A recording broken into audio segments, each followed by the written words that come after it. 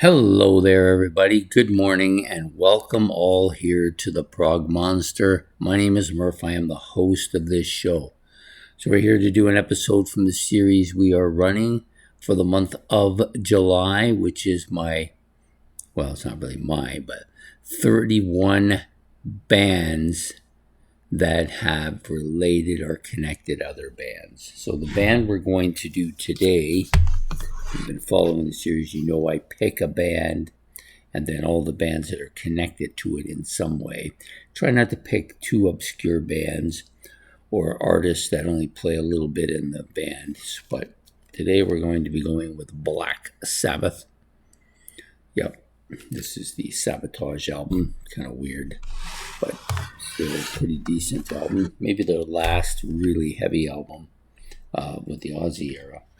So bands that came up because of a result of them. So the next band out of the gate was when Ozzy left the band in 1978. He went on to form the Ozzy Osbourne Band, or the Blizzard of Oz Band, or whatever you want to call it. So that was the first kind of a connector, Ozzy Osbourne. I forgot to get the disc for it. The next one was the Ronnie James Dio, who came from Rainbow. So there's a connection.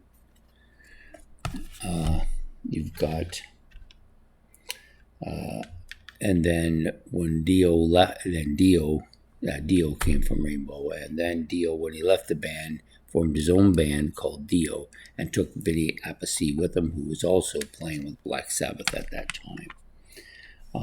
The other artist that came in in 1984 for just one album, but it was a big impact album. It's rated as one of their better ones by most of the Sabbath fans, and the vocalist is legendary, and it's Ian Gillan. Now, I chose this to illustrate Ian Gillan, but it actually, he came from the Ian Gillan Band to join them, because Deep Purple had been gone for some time at that point in time. And then he left and went back to Deep Purple. That's where the connection is. The other artist featured Cozy Powell and Tony Martin, who both came from the band Force Field to join Black Sabbath. So that's my take today. Black Sabbath with their connectors, Rainbow, the Dio Band, Deep Purple, and Force Field, along with Ozzy Osbourne's band as well, the Blizzard of Oz. So I hope that you've enjoyed this episode. Please hit the like and subscribe. If you want to make any comments about Black Sabbath or any of these other bands, you can do that.